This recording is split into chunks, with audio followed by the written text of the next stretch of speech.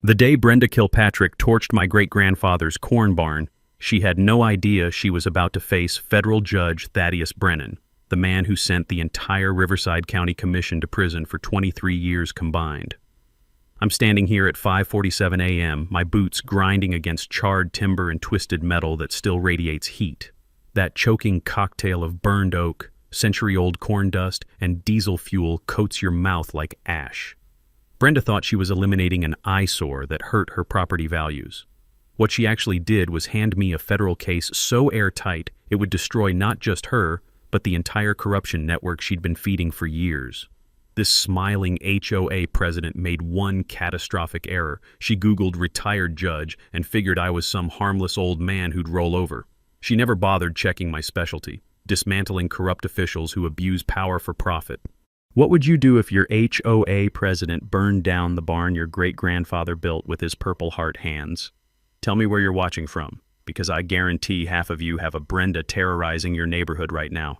My name is Thaddeus Brennan, and 3 years ago I thought I was done sending people to prison. 27 years on the federal bench teaches you to spot corruption from a mile away. But after watching my wife Margaret lose her battle with cancer, I figured it was time to find peace on the 47 acres my grandfather Seamus left me in Millfield County, Iowa.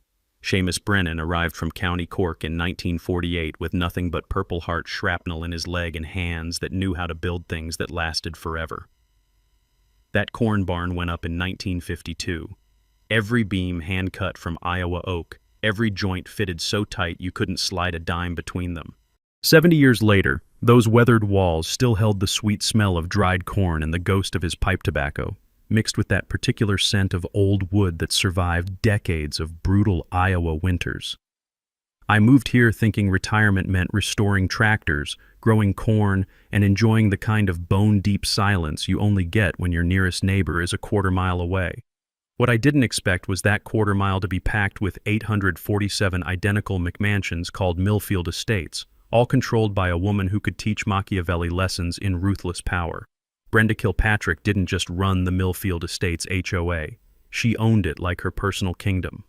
Picture 5'6" of razor-sharp authority wrapped in designer suits that cost more than most people's monthly salary, always clutching a clipboard like it contained state secrets. Her pristine white Mercedes matched her bleached smile, and when those stiletto heels hit pavement, they clicked out a rhythm that sounded exactly like a countdown timer. Tick, tick, tick. The woman had weaponized suburban conformity. Brenda sold real estate for a living, peddling these cookie-cutter homes to young families who never bothered reading the fine print about what their HOA could control.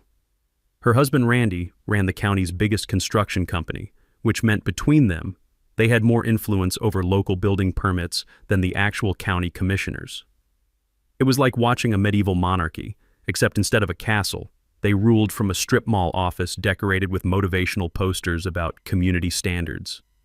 Here's the beautiful irony. My property sat smack in the middle of their kingdom but completely outside their control. Seamus had been smart enough to lock down agricultural exemptions and mineral rights in the county records back when HOAs were just a gleam in some developer's eye.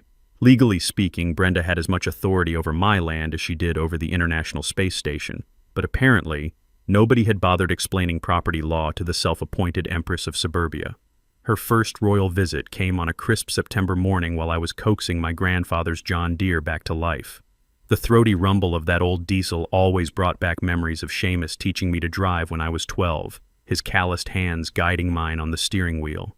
I was elbow deep in the carburetor, breathing in that familiar cocktail of motor oil and morning dew when those heels started machine gunning up my gravel driveway like incoming mortar rounds. "Mr. Brennan?" Her voice had that particular real estate agent quality, honey poured over razor wire. "I'm Brenda Kilpatrick, HOA president. We need to discuss your agricultural structures." She stood there in her cream business suit, staring at my freshly painted red barn like it was personally insulting her bloodline. The morning sun made those walls glow like something out of American Gothic, which they were, really. A piece of genuine Americana that had been feeding families since Harry Truman was president. "Ma'am," I said, wiping diesel fuel off my hands with an old shop rag, "I appreciate you stopping by, but that barn's been grandfathered since before your development was even a wet dream in some contractor's mind." Her smile tightened like a noose. Mr. Brennan, property values in our community depend on maintaining certain aesthetic standards. That eyesore is visible from 17 homes, and frankly, it's destroying everyone's investment. The diesel settled into its steady heartbeat behind us, and I could taste that hint of autumn in the air that meant harvest season was coming. I understand your concern, I replied, but this is private agricultural property. Your HOA has exactly zero jurisdiction here. That's when her mask didn't just slip, it vaporized.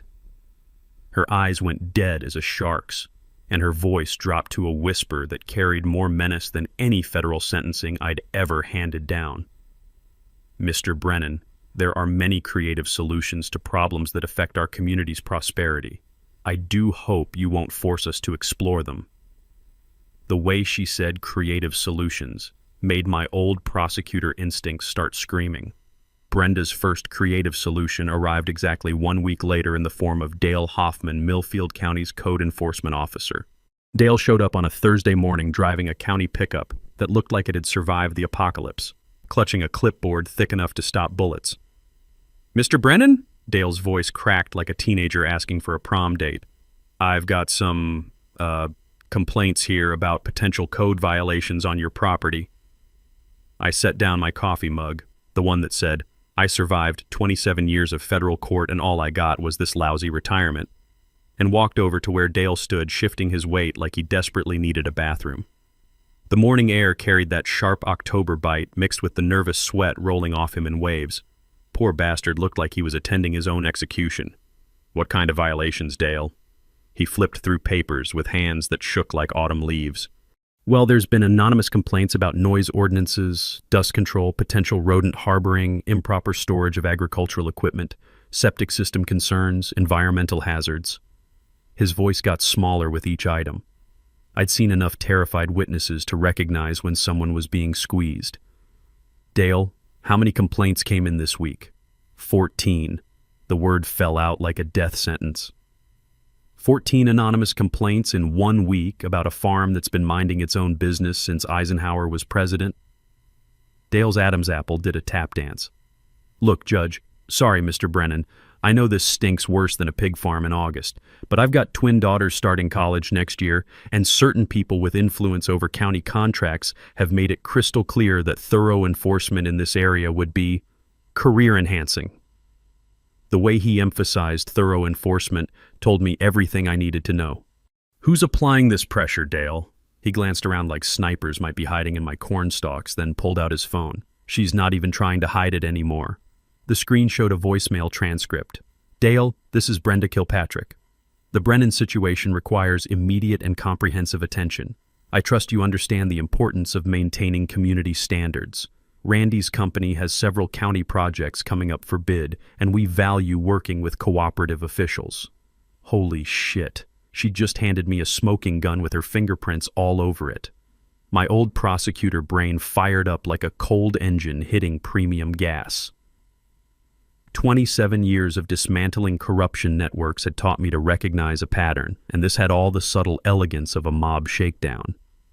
"Dale, quick legal education. You familiar with Iowa's Right to Farm Act?" He shook his head like a confused golden retriever. "Iowa Code. Chapter 352 protects agricultural operations established before surrounding development. It specifically prohibits local governments from using nuisance ordinances to harass pre-existing farms." I gestured at my barn, which was literally older than both of us combined.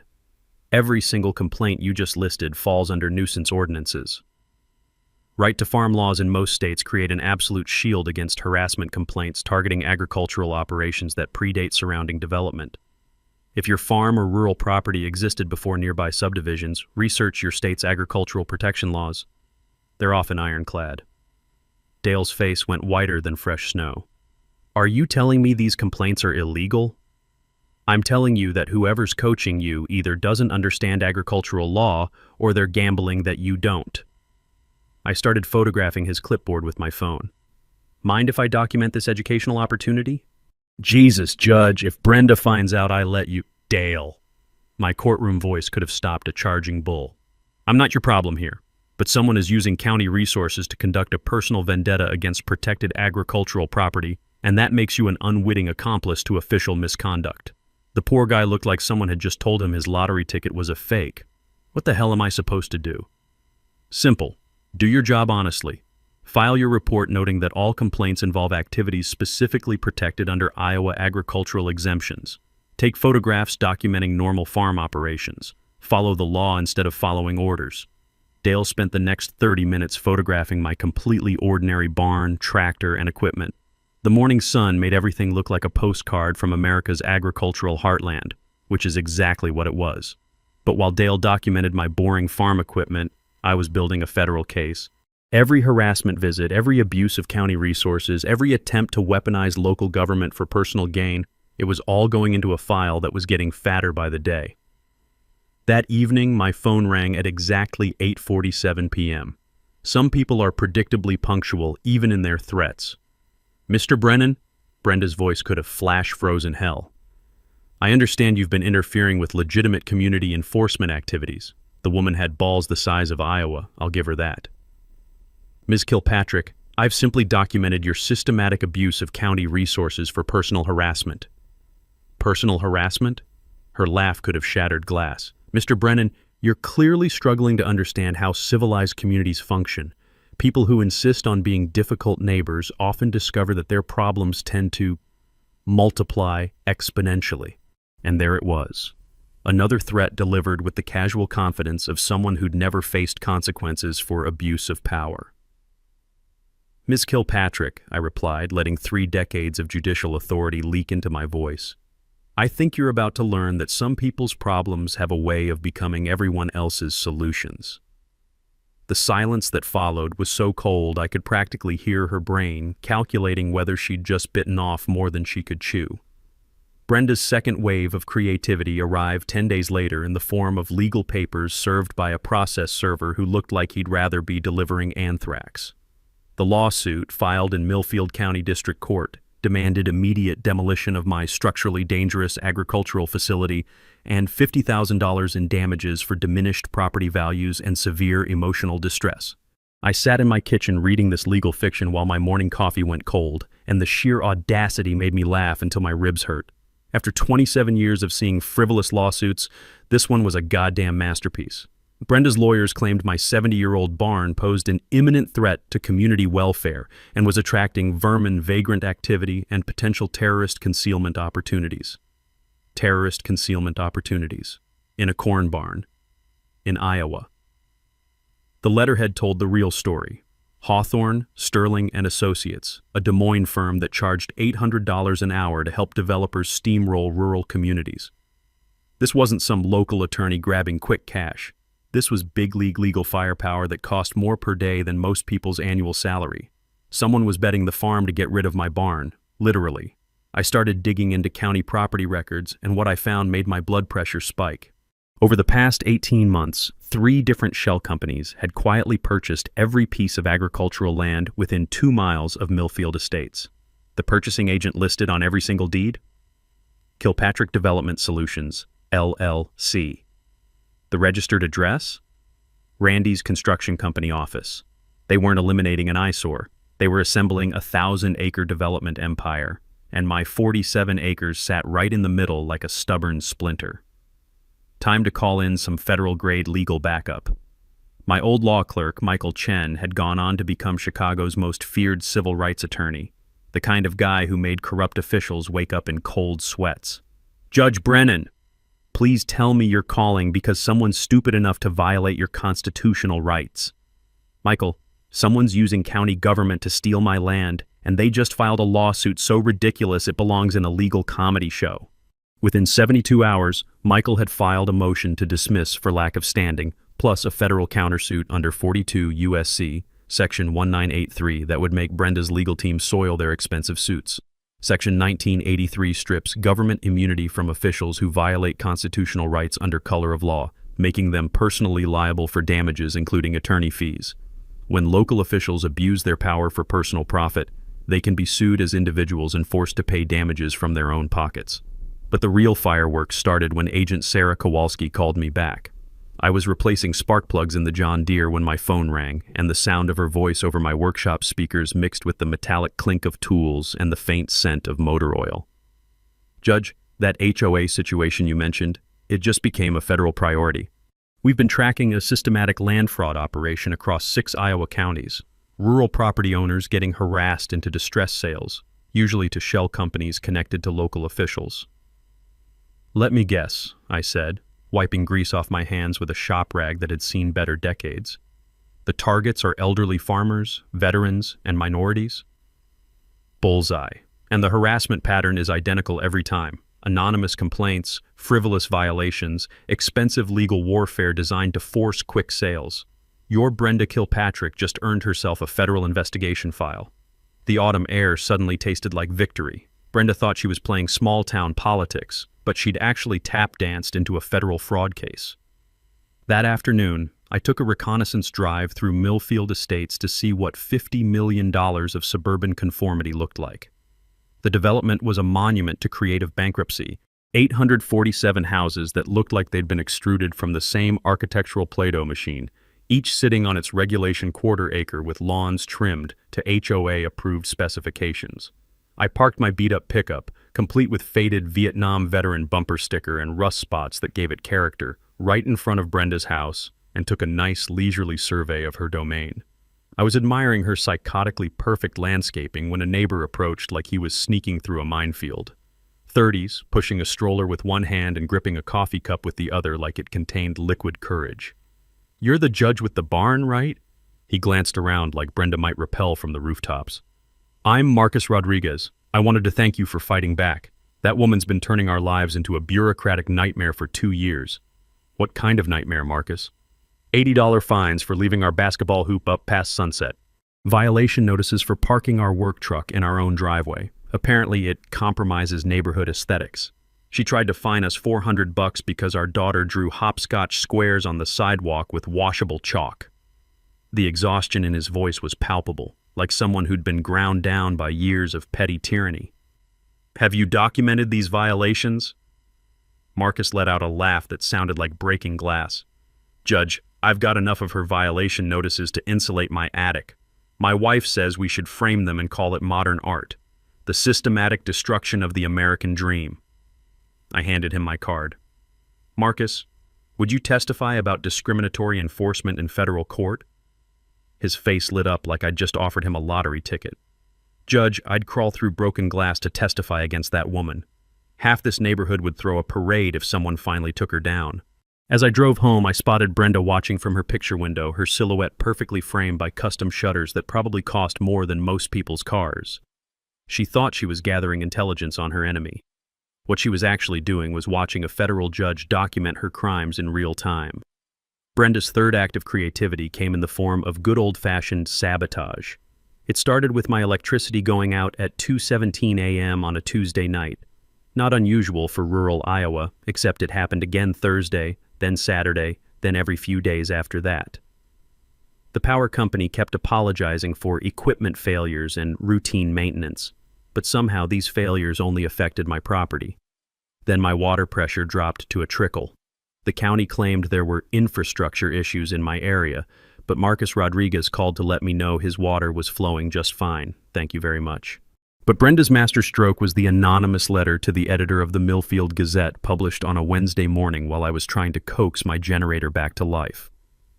The letter, signed only as "a concerned neighbor," painted me as a dangerous recluse who was stockpiling suspicious materials in my barn and exhibiting increasingly erratic behavior toward community members.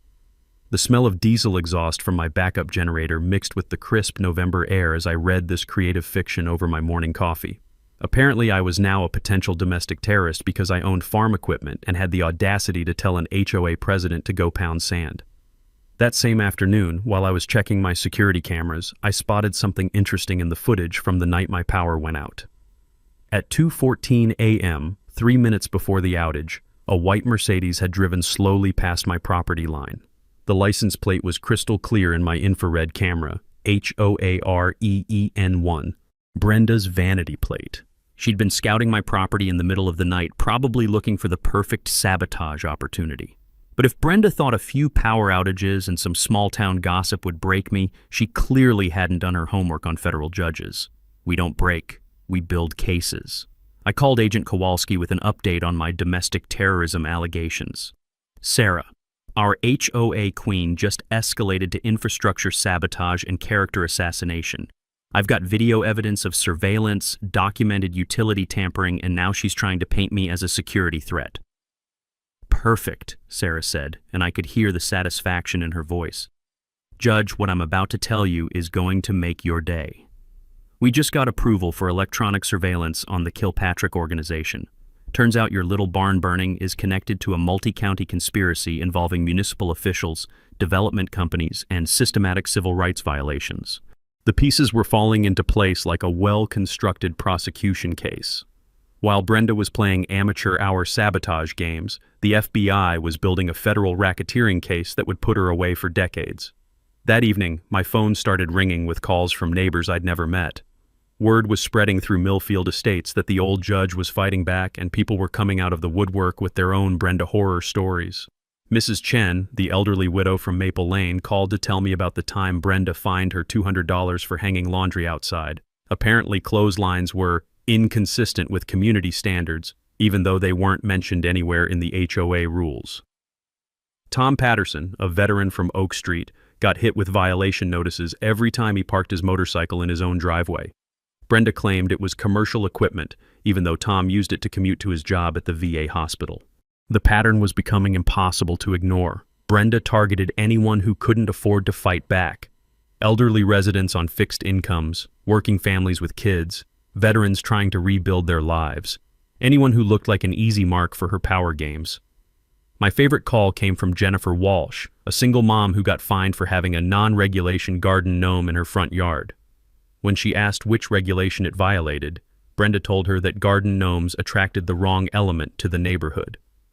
Jennifer asked if that meant the gnomes or the people who liked them, and Brenda's response was apparently unprintable in polite company. But the most disturbing call came from Marcus Rodriguez. Judge, I need to tell you something. Brenda approached my wife at the grocery store yesterday. She told Maria that it would be unfortunate if my immigration status came under federal scrutiny. My blood pressure spiked. Marcus, are you a naturalized citizen?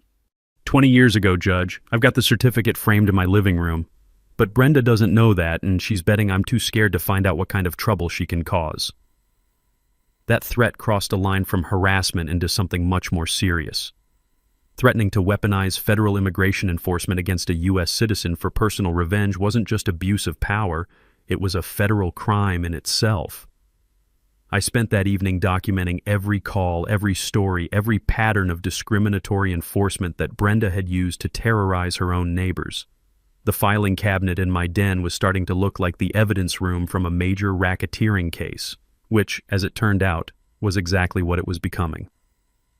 At 3:17 a.m., I was jolted awake by the smell of smoke. I looked out my bedroom window to see an orange glow where my grandfather's barn used to stand. The structure that had weathered 70 Iowa winters, that had sheltered 3 generations of corn harvests, that had survived the Dust Bowl and the farm crisis of the 1980s, was burning like a Viking funeral pyre. I stood there in my pajamas, watching 70 years of family history turn to ash and char, and I felt something I hadn't experienced since my first day on the federal bench. The cold, focused fury that comes right before you destroy someone's entire world. Brenda Kilpatrick had just made the biggest mistake of her life. While the fire department was still hosing down the smoldering remains of my grandfather's barn, I was already making phone calls. The first went to Agent Kowalski, who answered on the second ring despite it being 4:23 a.m. Federal arson of a veteran's heritage property, I told her, my voice steady despite the rage coursing through my veins. I've got security footage, I've got motive, and I've got enough evidence of conspiracy to put this entire operation away for life. Judge, I'm driving to you right now. Don't touch anything, don't talk to anyone except federal agents, and for God's sake, don't do anything that might compromise the prosecution. The second call went to Michael Chen. Michael, they just burned down my grandfather's barn. I want to file a federal civil rights lawsuit so comprehensive it bankrupts everyone involved down to their grandchildren. But it was my third call that would change everything. I dialed my old colleague, Federal Judge Patricia Morrison, who'd been handling property law cases for 30 years. Patty, I need you to walk me through something about agricultural exemptions and HOA authority. If someone wanted to force the sale of grandfathered agricultural property, what would be the legal mechanism? Thad, the only way to break agricultural exemptions is to prove the property is no longer being used for agricultural purposes, or to demonstrate that the exemption was fraudulently obtained. Why are you asking? That's when it hit me like a sledgehammer to the skull. I'd been looking at this all wrong. I grabbed my laptop and started pulling county records, digging deeper than I ever had before. What I found in the original HOA incorporation documents made my hands shake with fury. The bombshell: the Millfield Estates HOA wasn't just a homeowners association. Buried in Section 47C of the incorporation papers was a clause that gave the HOA first right of refusal on any non-conforming properties within a 2-mile radius, at 60% of assessed market value. Every harassment campaign, every bogus violation, every attempt to force me off my land wasn't random cruelty. It was a systematic plan to make my life so miserable that I'd sell my property for pennies on the dollar directly to Brenda's HOA. But the real kicker was in the financial disclosures I found buried in the county clerk's office. Brenda Kilpatrick personally owned $2.3 million in stock in Heartland Development Corporation, the same company that held the purchase options on my land and every other agricultural property they'd been targeting. She wasn't just an HOA president drunk on power. She was a criminal running a multi-million-dollar land fraud operation. Many HOA incorporation documents contain hidden clauses about property acquisition rights that most homeowners never read, giving HOA boards legal mechanisms to acquire surrounding properties at below-market prices. Always read the complete HOA covenants before buying in a development. These documents can contain shocking property acquisition powers. The financial web went deeper than I'd imagined. Randy's construction company had been awarded 847 building permits for Millfield Estates, plus contracts for every road, every utility line, every piece of infrastructure in the development. The total value exceeded $50 million, all of it flowing through companies that Brenda either owned or controlled. My 47 acres wasn't just an eyesore to her. It was the final piece in a development empire worth hundreds of millions of dollars. With my property, they could build another 200 luxury homes, a shopping center, maybe even a golf course. No wonder she was willing to commit federal arson to get rid of me. I spent the rest of the morning documenting everything, building a financial conspiracy case that would make the Watergate prosecutors jealous. By the time Agent Kowalski arrived at 7:15 a.m., I had enough evidence to prove that Brenda Kilpatrick was running the most sophisticated rural land fraud operation in Iowa history. "Agent Kowalski," I said, handing her a thick folder as we stood in the ashes of my grandfather's barn, "I believe we need to discuss RICO charges." The smell of charred oak mixed with the morning air, and for the first time since this whole mess started, I smiled. Brenda thought burning down my barn would break my spirit. What she'd actually done was hand me the key to her entire criminal empire. By 8 a.m., my dining room had been transformed into a federal war room.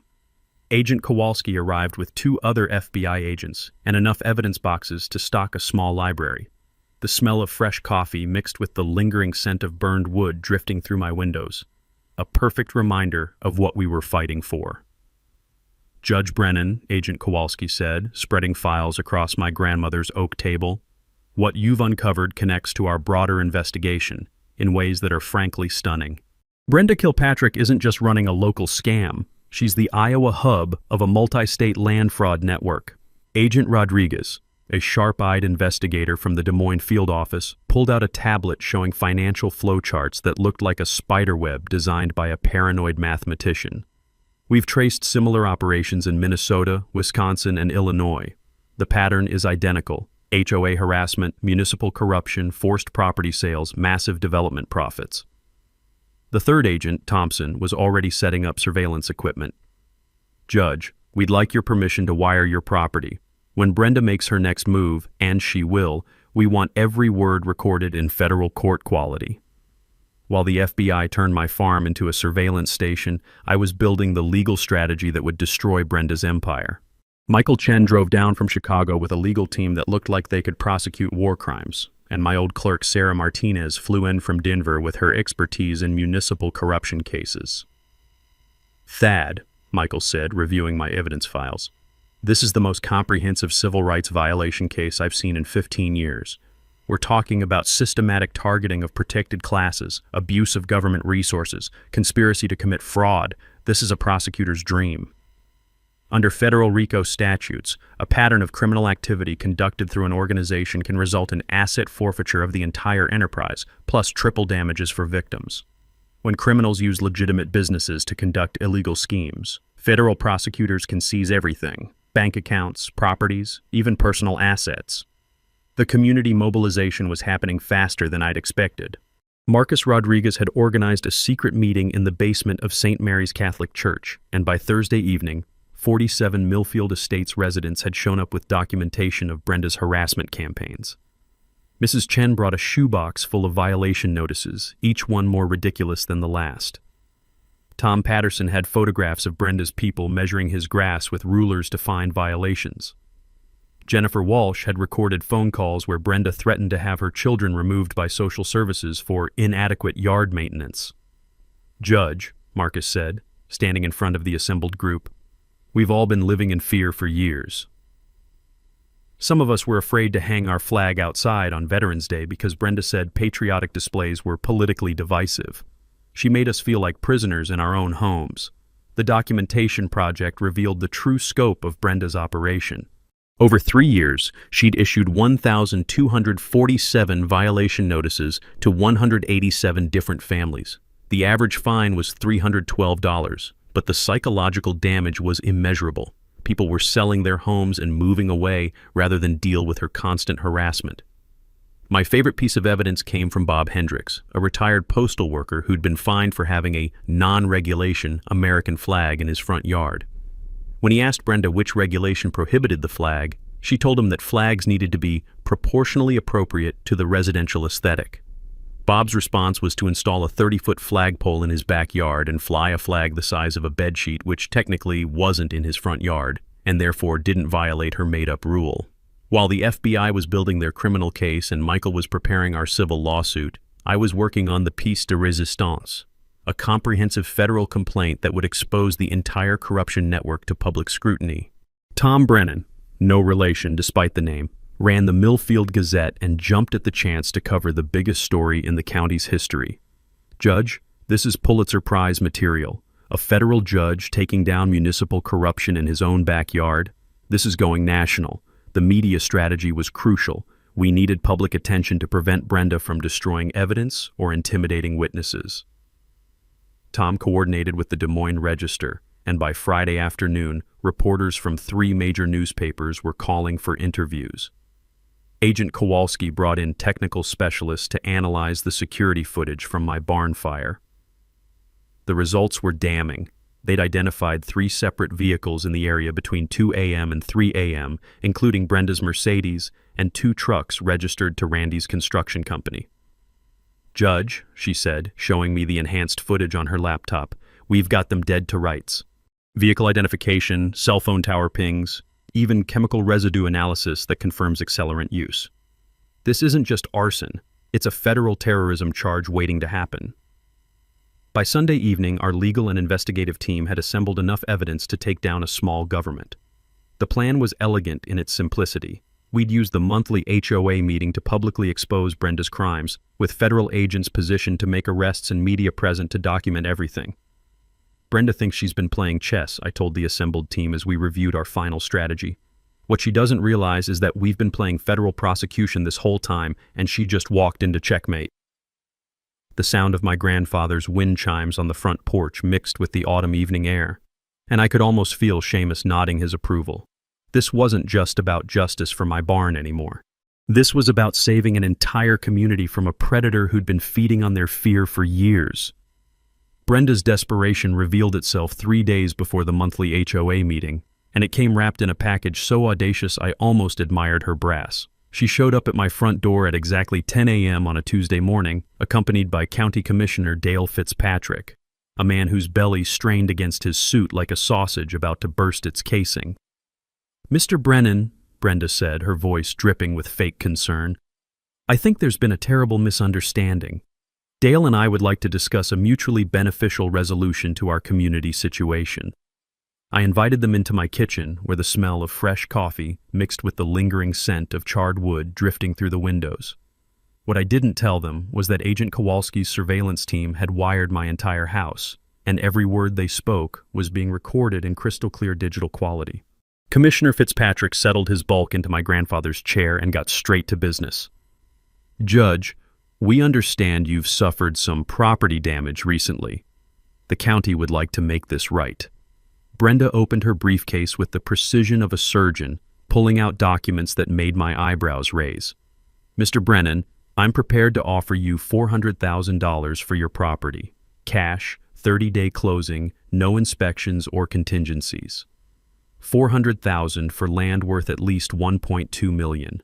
They weren't even trying to hide the fact that this was a shakedown." "That's very generous," I said, keeping my voice neutral while my phone app recorded every word. "But I'm not looking to sell."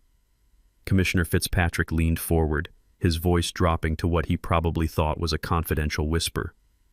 "Judge, between you and me, there might be some administrative complications if this property dispute continues. Tax assessments, environmental inspections, infrastructure requirements, these things can get expensive fast." Brenda nodded sympathetically. "What Dale is saying is that we have the ability to make your legal problems disappear. That federal lawsuit, the insurance claims from the fire, all of that could be resolved very quietly if we can reach an understanding." Holy shit. They were offering to obstruct federal justice in exchange for my land. "And if I don't accept this generous offer?" I asked, pouring myself more coffee with hands that stayed perfectly steady despite my racing pulse. Fitzpatrick's smile had all the warmth of a January blizzard. "Well, Judge, county government has many tools at its disposal. Building inspections, septic assessments, tax audits. These processes can be very thorough when public safety is at stake." I let them talk for another 20 minutes, documenting every threat, every bribe attempt, every abuse of official power. They laid out their entire corruption network like a PowerPoint presentation, complete with details about which county officials were cooperative and which federal investigators might be redirected with the right political pressure. The best part was when Brenda explained that my attitude problem was affecting property values throughout the county, and that selling to them would be my patriotic duty to support economic development. Apparently, letting corrupt officials steal your family land was now a form of civic service. After they left, I called Agent Kowalski immediately. "Sarah, I just recorded a sitting county commissioner offering to obstruct federal justice and a HOA president attempting to bribe a federal witness. Please tell me you got all of that." "Every beautiful word, Judge. We've got enough evidence to charge them with conspiracy, bribery, obstruction of justice, and abuse of office. Your little coffee meeting just became the centerpiece of our federal case." But Brenda wasn't done with her desperate measures. That afternoon, Marcus Rodriguez called with panic in his voice. "Judge, they're escalating. Brenda just had my wife fired from her job at the county hospital. They claimed budget cuts, but Maria was the only one terminated, and she'd just gotten a performance bonus last month. The attacks on my supporters were systematic and vicious. Mrs. Chen received a notice that her property taxes were being reassessed for potential overvaluation. Tom Patterson got hit with a county citation claiming his motorcycle violated noise ordinances, even though he hadn't started it in 3 days. Jennifer Walsh called to report that social services had shown up at her house for an anonymous tip about child welfare concerns. The investigator apologized profusely when he saw her pristine home and well-cared-for children, admitting that the complaint had been suspiciously vague and probably malicious. Federal witness intimidation laws carry severe penalties, up to 20 years in prison for threatening or retaliating against someone cooperating with federal investigators. If you're helping with a federal investigation and face retaliation, document everything and report it immediately. Witness intimidation charges often carry longer sentences than the original crimes. That evening, my phone rang with calls from reporters. Someone had leaked information about the federal investigation to the media, and suddenly my little HOA dispute was front-page news across Iowa. "Judge Brennan," said Katie Morrison from Channel 7 News, "can you confirm that you're cooperating with a federal investigation into municipal corruption in Millfield County?" The leak wasn't accidental. Brenda was trying to control the narrative, painting herself as a victim of federal overreach, and me as a vindictive ex-judge using my connections to harass honest community leaders. But her media strategy backfired spectacularly. Instead of sympathy, she generated intense public scrutiny of her financial dealings and political connections. By Thursday morning, 3 more news outlets were investigating HOA abuse patterns across Iowa, and the state attorney general's office had announced its own inquiry into municipal corruption. Brenda had tried to bury me with threats and bribes. Instead, she'd created a media firestorm that would expose her crimes to the entire state. The woman was digging her own grave with a federal-sized shovel. Brenda's final act of desperation came in the form of a public relations blitz that would have made Joseph Goebbels proud. She hired Meridian Crisis Management, a Chicago firm that specialized in rehabilitating the reputations of disgraced politicians and corporate executives. Within 48 hours, Millfield County was flooded with a narrative that painted me as an unstable has-been abusing federal connections to terrorize honest community leaders. The campaign was sophisticated and vicious. Anonymous social media accounts sprouted like weeds, spreading rumors that I'd been forced into early retirement due to cognitive decline and judicial misconduct. Local Facebook groups were suddenly filled with posts questioning my mental stability and suggesting that my obsession with the HOA was evidence of paranoid delusions. The most damaging attack came in the form of a leaked audio recording, supposedly from a closed judicial conference, where someone with a voice remarkably similar to mine discussed letting dangerous criminals walk free due to procedural technicalities. The recording was expertly doctored, mixing real audio from my federal sentencing hearings with fabricated statements designed to destroy my credibility. But Brenda made a critical error. She underestimated how much federal agents hate being lied to. Agent Kowalski called me at 6:23 a.m., her voice tight with controlled fury. "Judge, that audio recording is fake as a $3 bill. Our technical analysis shows at least 17 different splice points, and the voice pattern analysis doesn't match your speech rhythms. Whoever made this is looking at federal charges for fabricating evidence in a criminal investigation." The FBI's response was swift and devastating. Within hours, they'd traced the recording to a digital media company in Des Moines that specialized in reputation management for political campaigns. The company's client list read like a who's who of corrupt officials across the Midwest, and their payment records showed a direct wire transfer from Kilpatrick Development Solutions. While Brenda was busy destroying her own credibility with fake evidence, I was documenting the systematic retaliation against anyone who dared to support me. The harassment campaign had reached truly vindictive levels. Marcus Rodriguez's immigration status was suddenly under review by federal authorities. Except the investigation request had come from County Commissioner Fitzpatrick, not from any legitimate federal agency. When IC agents showed up at Marcus's door, they were genuinely confused to discover he'd been a naturalized citizen for 20 years. Mrs. Chen received a property condemnation notice claiming her 70-year-old house was structurally unsound and required immediate evacuation. The county inspector who signed the notice later admitted privately that he'd never actually visited her property. He'd just been told to find problems with anyone supporting the troublesome judge. Tom Patterson got arrested for public intoxication while stone-cold sober in his own driveway. The arresting officer, Deputy Kevin Walsh, later told his sergeant that he'd been ordered to find a reason to arrest Patterson, even though the veteran hadn't had a drink in 15 years. My personal favorite was when they tried to have me arrested for agricultural terrorism because I was allegedly harboring dangerous livestock in my non-existent barn. The county animal control officer showed up with a warrant to seize my militant poultry, only to discover that I didn't own any chickens, militant or otherwise. When he asked who'd filed the complaint, his supervisor just shrugged and said it had come from reliable sources in the community. But the retaliation campaign created an unexpected consequence. It generated dozens of additional federal witnesses. Every abuse of power, every fraudulent government action, every attempt to weaponize county resources for personal revenge created new victims who were eager to testify. Federal conspiracy charges can be brought against anyone who participates in a criminal enterprise, even if they weren't involved in planning the original crimes.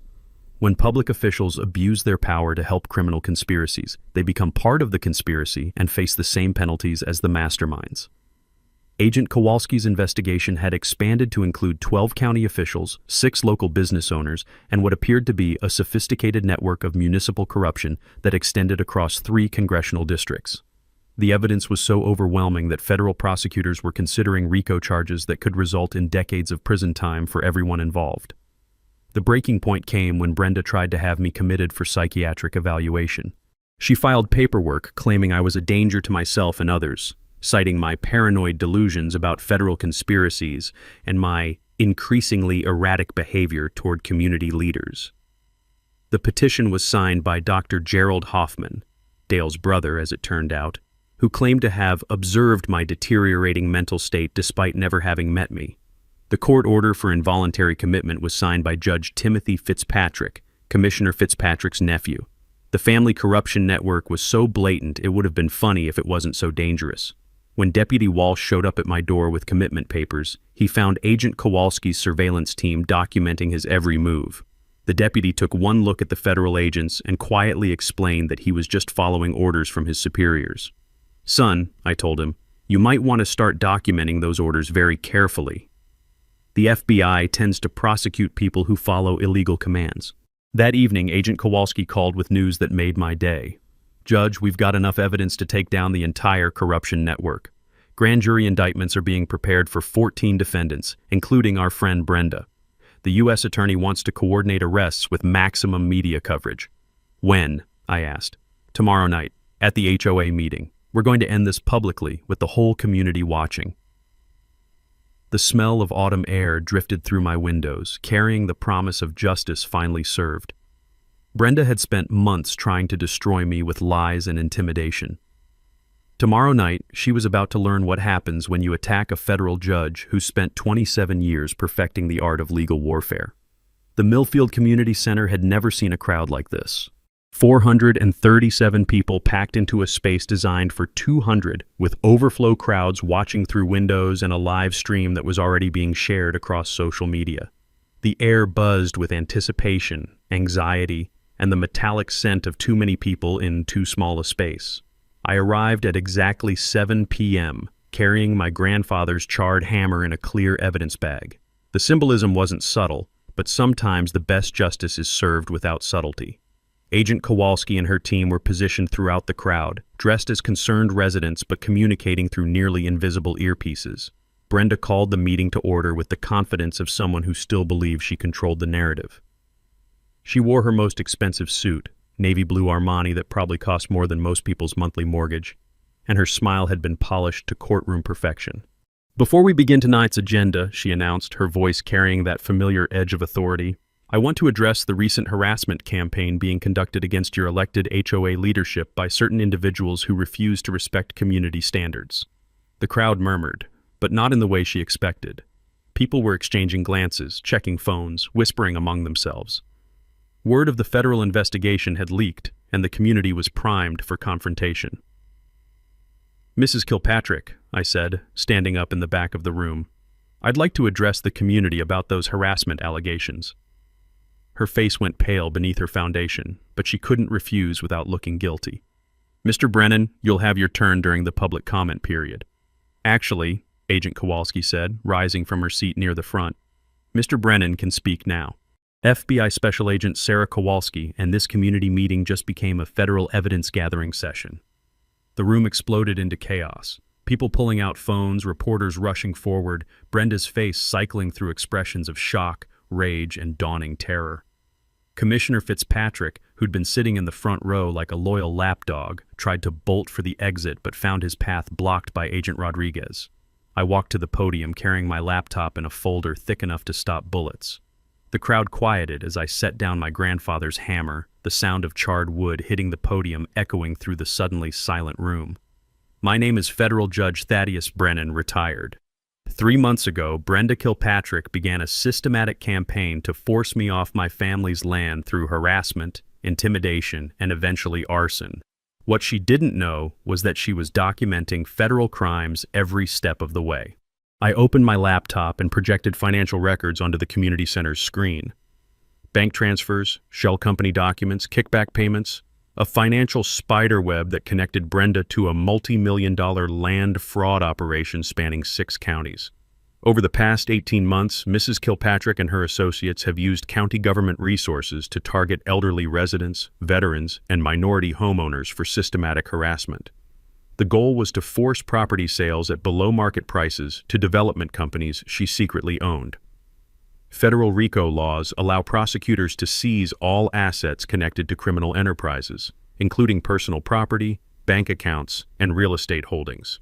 When someone uses legitimate businesses to commit crimes, they risk losing everything they own to federal asset forfeiture. Brenda finally found her voice. This is outrageous. Mr. Brennan is a disturbed individual who's been stalking and harassing community leaders for months. These allegations are the delusions of someone who clearly needs psychiatric help. That's when I played the recording from her bribery attempt. Her own voice filled the community center, crystal clear and absolutely damning. We have the ability to make your legal problems disappear. That federal lawsuit, the insurance claims from the fire, all of that could be resolved very quietly if we can reach an understanding. The silence that followed was so complete you could hear people breathing. Mrs. Kilpatrick, I continued, you made one fundamental error. You assumed a retired federal judge wouldn't know how to build a criminal case. You were wrong. Agent Kowalski stepped forward, pulling handcuffs from her jacket. Brenda Kilpatrick, you're under arrest for conspiracy, mail fraud, wire fraud, bribery, obstruction of justice, and violation of civil rights under color of law. The crowd erupted as Brenda's carefully constructed world collapsed in real time. Cameras flashed, people cheered, and somewhere in the chaos I heard Mrs. Chen shouting, "Finally!" in a voice that carried 70 years of satisfaction. As Agent Kowalski read Brenda her rights, I leaned into the microphone one last time. Mrs. Kilpatrick, you once told me there were creative ways to solve community problems. Turns out you were right, though I don't think federal prison was quite what you had in mind. Commissioner Fitzpatrick tried to make a run for it, but Agent Thompson was waiting by the fire exit. Deputy Walsh, who'd apparently decided that following illegal orders wasn't worth 20 years in federal prison, was already providing testimony to Agent Rodriguez. The community center had become a crime scene, a news event, and a moment of collective catharsis all at once.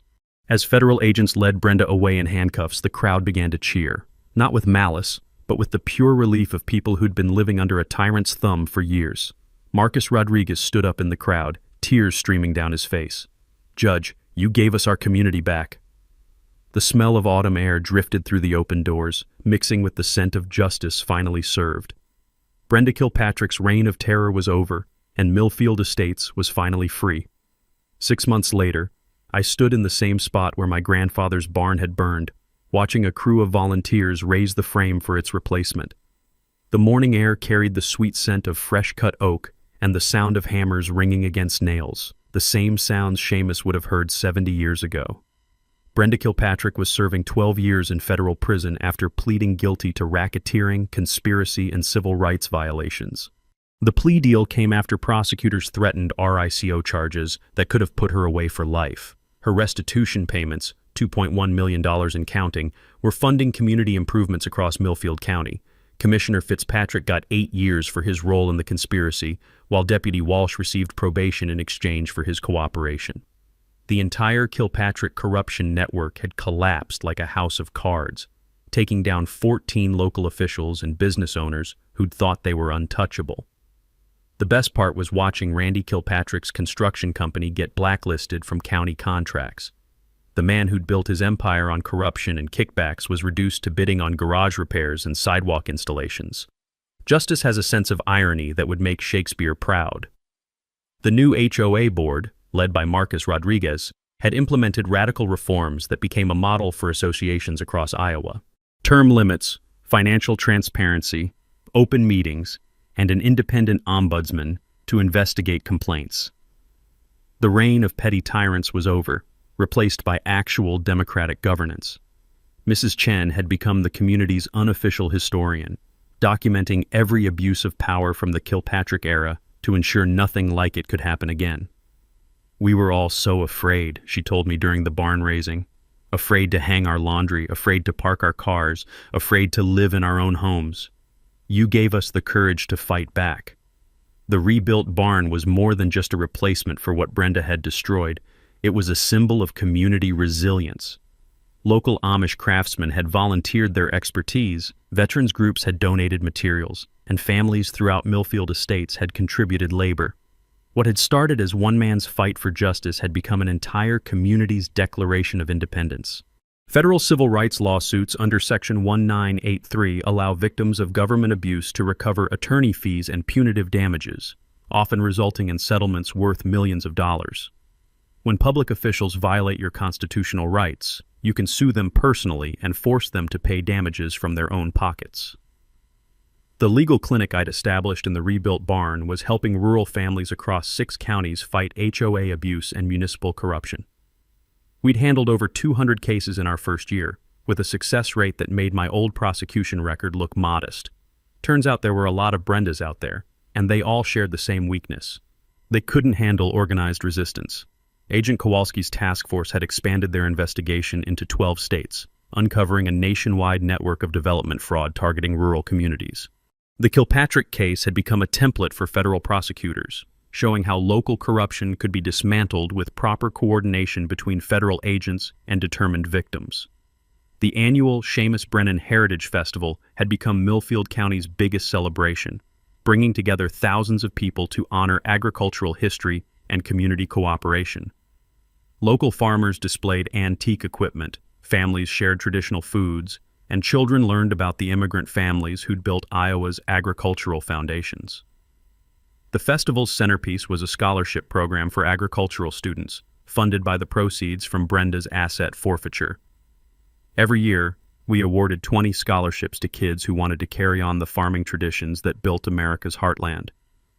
As I watched the sun set behind the new barn, casting long shadows across fields that would soon be planted with corn, I felt something I hadn't experienced since Margaret's death: complete peace. The land that Seamus had claimed with his Purple Heart hands was safe for future generations. My phone buzzed with a text from Tom Morrison at the Millfield Gazette. "Judge, got a call about an HOA president in Cedar Rapids who's threatening to foreclose on a veteran's home for flying an American flag. Interested?" I smiled and typed back, "Send me the details." Some people never learn. The fight for justice never really ends. It just finds new battlefields. But now I had a community of allies, a barn full of legal resources, and the satisfaction of knowing that predators like Brenda Kilpatrick would think twice before targeting rural families. If you've got your own HOA nightmare story, share it in the comments below. Your experience might help someone else fight back, and don't forget to subscribe for more stories about justice prevailing over corruption. Hit that notification bell, because next week I'm telling you about the small-town mayor who tried to steal a veterans memorial, and how one determined Gold Star mother brought down his entire administration. Some battles are worth fighting, no matter how long they take.